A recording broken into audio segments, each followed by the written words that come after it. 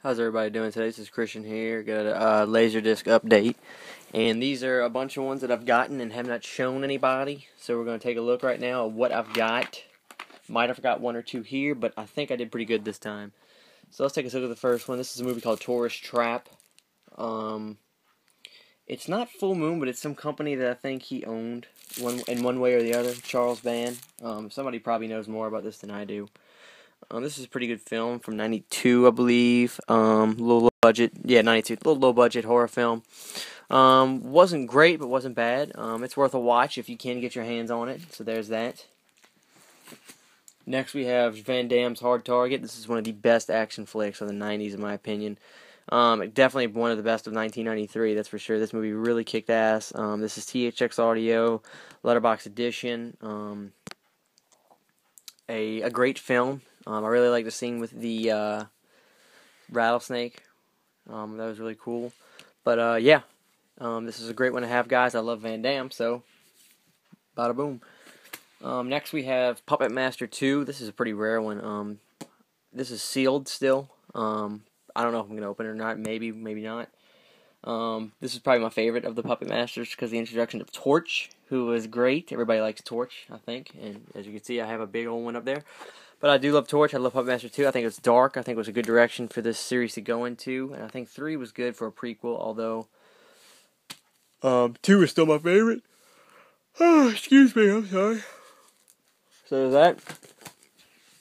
Here's 7.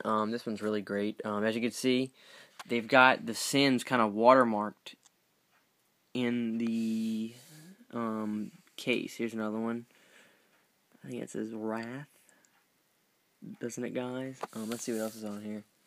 Here's Lust. I don't know if you can pick this one up. Here it is. There's Lust. Let's see what else we got. I think it's Pride right here.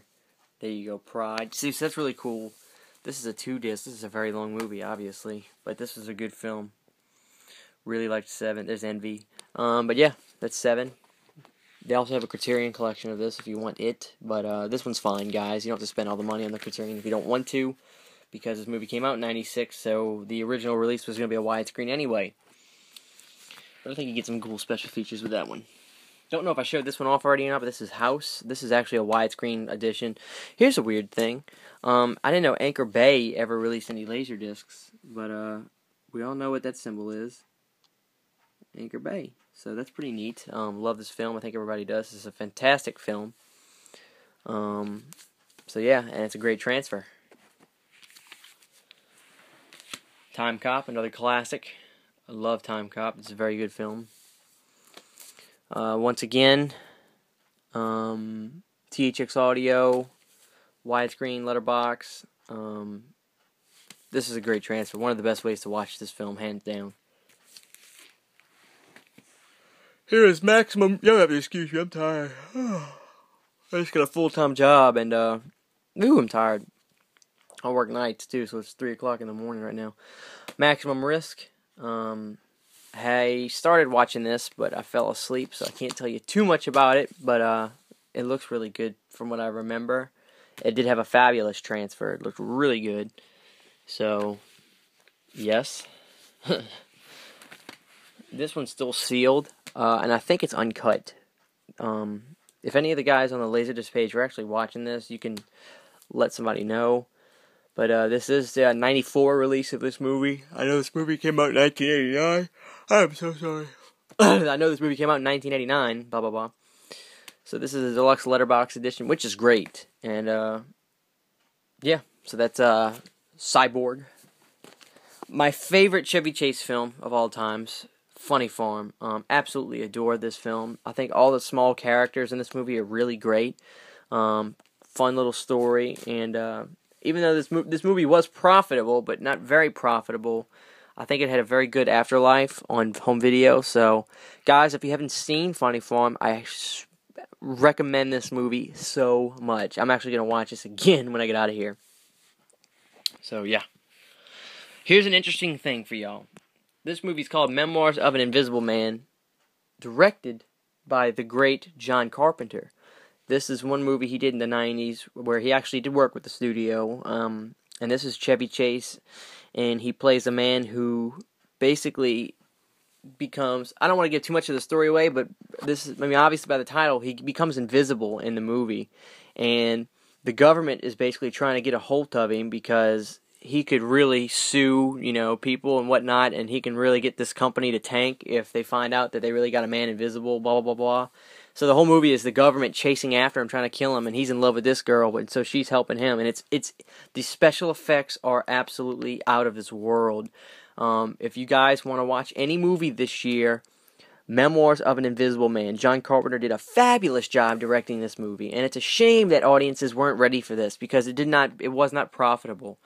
But I actually talked to John Carpenter on Twitter. He tweeted me, and he really said he enjoyed his experiences with Chevy Chase on this film. He liked Chevy, and he enjoyed making this film, and he likes the film. It didn't matter to him that it wasn't profitable. But guys, please watch this movie. This was a fantastic film. I cannot recommend it more than anything. So yeah, Memoirs of an Invisible Man. This is Cops and Robertsons. This is a little family movie Chevy Chase did in '90. I'm a big Chevy Chase fan, in case you haven't known. He's my favorite comedian. This was Cops and Robertsons, like I said. This is from '94, a little family comedy. And it was pretty good. I did enjoy it. Oh, excuse me.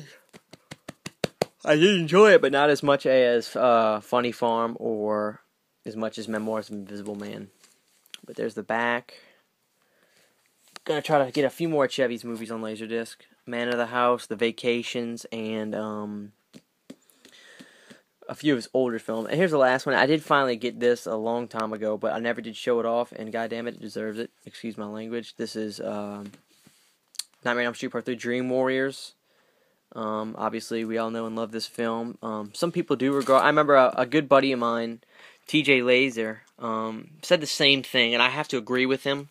And y'all subscribe to him if you don't know him. Buddy, post a comment right here so people can see you, and they can subscribe to you too because you have a fantastic Laserdisc collection. I agree with him. A lot of people say this is the best sequel, the best movie out of the bunch, and that's not true. The first one is the best. And my personal favorite is Part 2, because that's a very dark film. There was hints of comedy in this, and it worked, and it's a fabulous film, and I love this film, but it's not the best to me. But you know what? Everybody's got their opinions, and that's the beautiful thing about human life. We can all think differently. But for me, this is not the best one. To me, Part 2 is my favorite, and Part 1 is really, Part 1 is the best one. But, guys, that's it for my update. I do have some other stuff I could show y'all right now, but I'm not because I have to get going. But, guys, comment, tell me what you think. Tell me which ones are your favorites. Tell me which movies you think I need to get. If you have any Chevy Chase recommendations for me, please holler at me because I'm looking to get a lot of his films. And, guys, that's it for right now. So, like I said, always give this video a thumbs up if you enjoy these. And shoot me a comment, guys. Appreciate y'all.